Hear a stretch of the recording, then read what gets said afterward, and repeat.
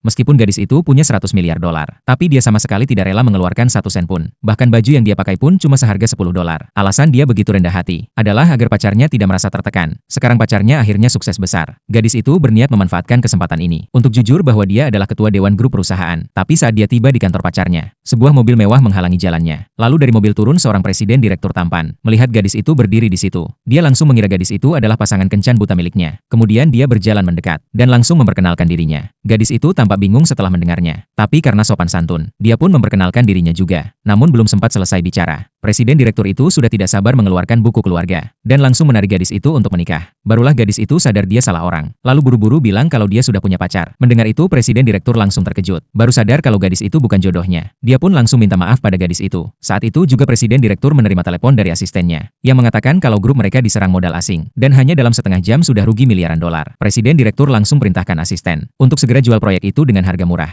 Tapi gadis di sebelahnya langsung mencegah, memintanya jangan terburu-buru. Lalu berkata kalau dia baru kembali dari luar negeri dan lebih dulu mendapat informasi rahasia. Dia pun memberitahu presiden direktur bahwa dalam 4 menit akan ada kecelakaan besar di Timur Tengah dan harga minyak akan meroket tak terkendali. Namun presiden direktur sama sekali tidak percaya karena tim elitnya tidak bisa memprediksi kejadian seperti itu. Bagaimana mungkin gadis biasa mengetahuinya? Saat gadis itu hendak menjelaskan, dia tiba-tiba melihat ibu pacarnya. Tanpa banyak bicara dia langsung berjalan mendekatinya. Tak disangka baru bertemu ibu pacarnya langsung menamparnya, lalu mengeluarkan cek 1 juta dolar dan memintanya segera putus dengan pacarnya. Karena pacarnya kini sudah sukses besar dan akan segera diakuisisi oleh grup besar. Sementara gadis miskin sepertinya tidak pantas bersama pacarnya. Padahal semua itu adalah rencana gadis di depan mereka. Tapi ibu pacarnya tidak percaya. Dan suara pertengkaran mereka menarik perhatian pacarnya. Gadis itu buru-buru memegang tangan pacarnya. Tapi justru malah dipermalukan. Pacarnya mengambil cek di lantai dan memperingatkannya. Memintanya segera ambil uang itu dan pergi. Melihat itu gadis itu langsung sadar pacarnya sangat kejam. Padahal dulu dia rela melepaskan beasiswa ke Oxford demi membiayai kuliah pacarnya. Bahkan pergi ke luar negeri untuk kerja. Dan semua uangnya dikirim ke pacarnya. Tapi yang dia dapat malah putus cinta. Namun pacarnya dengan enteng berkata semua itu dia lakukan dengan sukarela. Dan semua kesuksesannya sekarang berkat bantuan dari ketua dewan grup. Padahal, ketua dewan yang dia maksud adalah gadis di depannya yang dia rendahkan. Ibu pacarnya di sampingnya pun ikut menyetujui. Mendengar itu, gadis itu akhirnya melihat wajah asli mereka dan langsung memutuskan hubungan dengan pacarnya. Di sisi lain presiden direktur menerima kabar perang dari luar negeri. Baru sadar kalau semua yang dikatakan gadis itu benar. Mengetahui bahwa gadis itu bukan orang biasa, dia langsung mencari keberadaan gadis itu dan kebetulan melihat momen gadis itu putus cinta. Demi meminta bantuan gadis itu untuk perusahaannya, dia langsung melamarnya dan mengundangnya sebagai istrinya untuk hadir di pesta malam itu. Dengan begitu gadis itu bisa mempermalukan mantan pacarnya. Gadis itu langsung setuju setelah mendengarnya. Mereka pun segera menikah secara resmi. Setelah itu mereka datang ke pesta bersama. Namun karena ada urusan mendesak, presiden direktur harus pergi lebih dulu. Di waktu yang sama, mantan pacar gadis itu sedang pamer kesuksesan pada temannya. Tapi saat dia berbalik, dia langsung melihat gadis itu. Dia pun berjalan mendekat sambil mengejek, mengatakan mereka sudah putus dan tidak perlu terus-menerus mengganggunya.